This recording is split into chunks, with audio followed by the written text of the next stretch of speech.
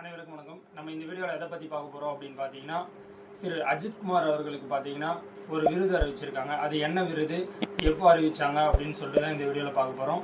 இன்றைய தினம் பார்த்தீங்கன்னா திரு அஜித்குமார் அவர்களுக்கு பத்ம விபூஷன் அப்படின்ற ஒரு விருது ஒன்று அறிவிச்சிருக்காங்க. இந்த விருது அறிவித்ததுக்கு அப்புறம் பார்த்தீங்கன்னா அவர் ரொம்ப எல்லையற்ற மகிழ்ச்சியில் இருக்கார்.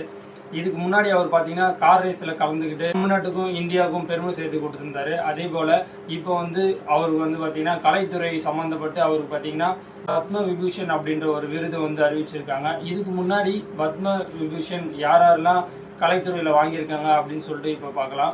1984 நடிகர் திலகம் சிவாஜி கணேசனுக்கு அந்த விருது அளிக்கப்பட்டது.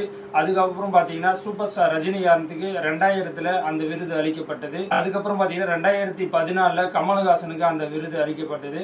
அதுக்கப்புறம் பாத்தீங்கன்னா 2024 10 வருஷத்துக்கு அப்புறம் திரு விஜயகாந்த் அவர்களுக்கு இந்த விருது அளிக்கப்பட்டது. அதுக்கப்புறம் திரு அஜித்குமார் அவர்களுக்கு தான் இந்த விருது அறிவிச்சிருக்காங்க.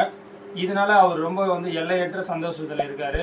அவர் ஒரு லெட்டர் ஒன்று எழுதுறாரு. அவங்க இந்த டைம்ல எங்க அப்பா இருந்திருந்தா எனக்கு ரொம்ப சந்தோஷமா இருந்திருக்கும், அவருக்கும் ரொம்ப பெருமையா இருந்திருக்கும், என் கூடயே என்னை சப்போர்ட் பண்ற என் அம்மாவுக்கும் என் மனைவி என் பிள்ளைகள் மற்றும் ரசிகர்கள் அனைவருக்கும் கோடான கோடி நன்றி அப்படின்னு சொல்லிட்டு ஒரு வாழ்க்கை ஒன்று வெளியிட்டிருக்காரு.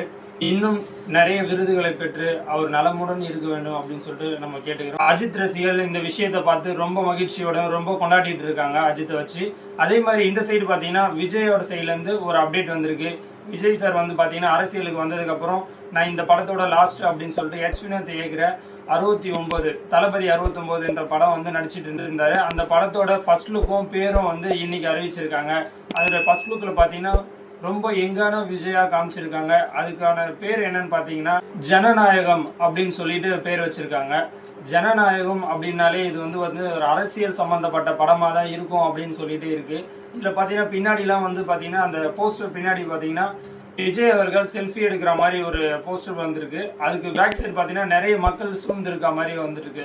ஸோ இது முழுக்க முழுக்க ஒரு அரசியல் படமா தான் இருக்கும்னு நினைக்கிறேன். இந்த போஸ்டர் வந்ததுக்கு அப்புறம் நிறைய விஜய் ரசிகர்கள் பாத்தீங்கன்னா ஸோ விஜய் வேற ஒரு தோட்டத்துல பாக்குறோம், நம்ம தலைவர் வேற ஒரு தோட்டத்துல பாக்குறோம் அப்படின்னு சொல்லிட்டு அவருடைய தொண்டர்களும் நிறைய ஆர்வமோட இருக்காங்க. இந்த படத்தை நிறைய பேர் எதிர்பார்த்து கொண்டிருக்காங்க. அவருடைய ரசிகர்களும் அவருடைய தொண்டர்களும் இந்த படத்தை ரொம்ப ஆவலோட எதிர்பார்த்து கொண்டிருக்கின்றனர். சமீபத்துல அவர் சமீபத்துல பரனூர் அப்படின்ற இடத்துல பாத்தீங்கன்னா ஏர்போர்ட் அமைக்கிறதா இருந்த அரசு அறிவிச்சிருந்தது.